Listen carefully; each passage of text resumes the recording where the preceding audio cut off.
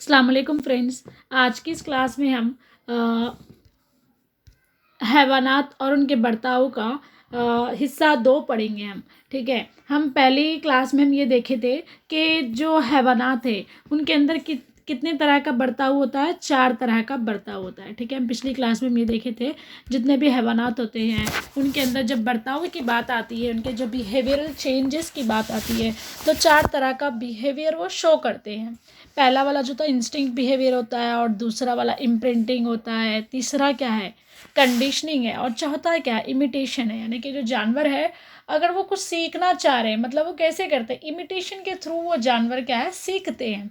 अब इसी तरह हम यहाँ पर देखेंगे, अब नेक्स्ट क्लास में जो है हमारा अब हम देखेंगे यहाँ पर जो जानवर है, जानवर के अंदर जो जहानत है, जहानत को लेकर, इंटेलेक्चुअल एबिलिटी को लेकर साइंसदान कई सारे तजुर्बात किए, और उन तजुर्बात से ये साबित हुआ कि जानवरों के अंदर भी क्या होता है, जहानत की नशोनुमा होती है। ठीक है, जिसकी वजह से वो अलग अलग तरह का बर्ताव को शो करते हैं। ठीक है, बात जहानत की चल रही है, जहानत को लेकर उनमें नशोनुमा हुई है, और जिसकी वजह से वो लोग अलग अलग तरह का बर्ताव को ज़ाहिर करते हैं। अब हम देखेंगे सबसे पहले अगर हम बात करेंगे जहानत में, अगर हम बात करेंगे, स्क्रू जे एक परिंदा है, स्क्रू जे एक बर्ड है। ये जो बर्ड है यहाँ पर क्या है, ये बर्ड अपनी जहानत को इस्तेमाल करते हुए क्या करता है, अपनी ग़िज़ा को छुपाता है।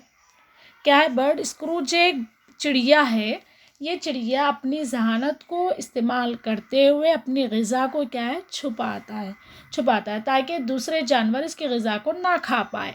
लेकिन जब ये छुपाता है तो in the presence of other bird, यानी कि दूसरे बर्ड की प्रेजेंस में ही वो छुपाता है और छुपा कर चला जाता है। तो जैसे ही परिंदा चला जाता है तो दूसरा परिंदा क्या करता है, उसकी छुपाई हुई ग़िज़ा को खा जाता है। उसके बाद जब ये स्क्रूजे बर्ड आता है, अपनी ग़िज़ा को ढूंढता है, तलाश करने पर उसको ग़िज़ा नहीं मिलती है। मतलब यहाँ पर जहानत की बात है, इसने क्या किया, दिमाग का इस्तेमाल करके अपनी ग़िज़ा को छुपाया, और दूसरा परिंदा क्या चुरा लिया और खा लिया।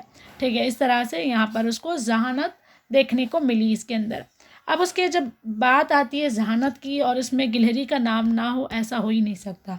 ठीक है, ये गिलहरी भी क्या करती हैं, बहुत ज़्यादा चालाक। ये अपनी जहानत का इस्तेमाल करते हुए क्या करती है, ये भी अपनी ग़िज़ा को छुपाती है, और उसको ये भी मालूम कि दूसरे जो गिलहरी है वो भी ग़िज़ा को खा जाएंगे या चुरा लेंगे, उसको इस बात का इल्म होता है।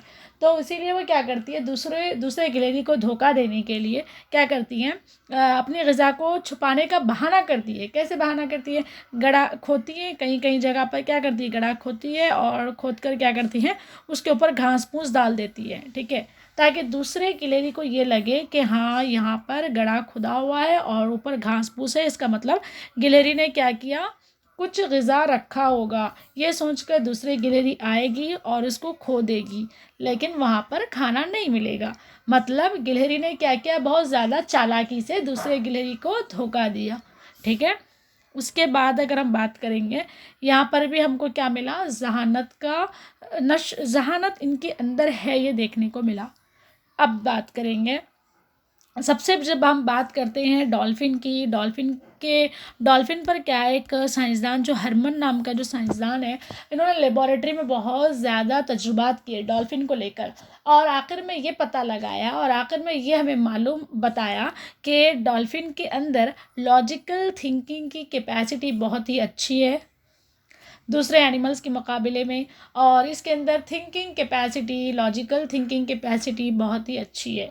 अगर हम डॉल्फिन को बहुत अच्छे से ट्रेनिंग देंगे तो बहुत अच्छे से अल्फाज वो बोलेगा।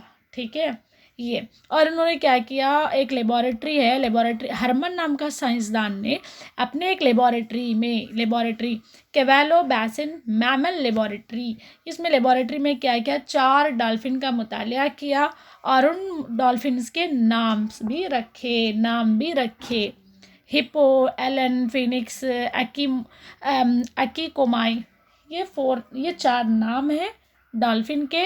इन नामों से डॉल्फिन उसको बहुत ज़्यादा ट्रेनिंग देता था, उनको उनके नाम से पुकारता था, और उनको बहुत ही अच्छी ऐसी ट्रेनिंग प्रोवाइड किया और वहाँ पर उसने क्या किया, अलग अलग चीज़ों के उसको नाम बताने लगे, गेंद का, टब का, और इस तरह से वर्ड्स को जब तरतीब देता था तो डॉल्फिन क्या करते थे, और अलामत वगैरह को भी इसकी ट्रेनिंग देता था, साइन को, सिंबल्स को ट्रेनिंग देता था। और जैसे वो अलामत को ज़ाहिर करता था तो सारे के सारे डॉल्फिन एक ही मर्तबा आ जाते थे गेंद लेकर, और विजिल वगैरह की आवाज़ वगैरह से उसको क्या करता था, ट्रेनिंग देता था।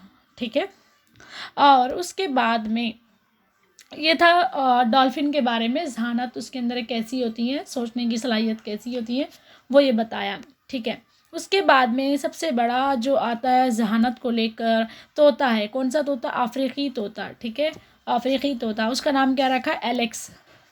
एलेक्स तोते का नाम क्या है? एलेक्स है, और वो अफ्रीका का तोता है। उसको ना एरन पेबरबर्ग नामी साइंसदान ने क्या किया? ख़रीदा, और ख़रीद कर उसको क्या है, कई सारे अल्फाज उसको सिखाए। कौन? एरन पेबरबर्ग नाम का साइंसदान ने एलेक्स नामी तोते को कई सारे वर्ड्स सिखाए, कई सारे अल्फाज सिखाए, और उसको ट्रेनिंग दी, बहुत अच्छी ट्रेनिंग दी। ट्रेनिंग देने के बाद उसको बहुत सारे क्वेश्चंस किए, तो जब क्वेश्चंस किए तो वो जवाब देने लगा। और उसमें इसके अलावा दूसरे तोते, ये तोते के अंदर इतनी अच्छी सलाहियत हो गई कि दूसरे तोते को भी सिखाने लगा। ठीक है। और जब इस तोते का डेथ का टाइम आया तब उस वक्त तक उसने क्या किए, 7 तक के पहाड़े, यानी कि 1 से लेके 7 तक के पहाड़े भी सीख लिए थे। ठीक है। ये थी उसकी ज़हानत का अंदाज़ा। किसका? तोता का, अफ्रीकी तोता। और साइंसदान कौन थे? एरन पेबरबर्ग नाम के साइंसदान ने।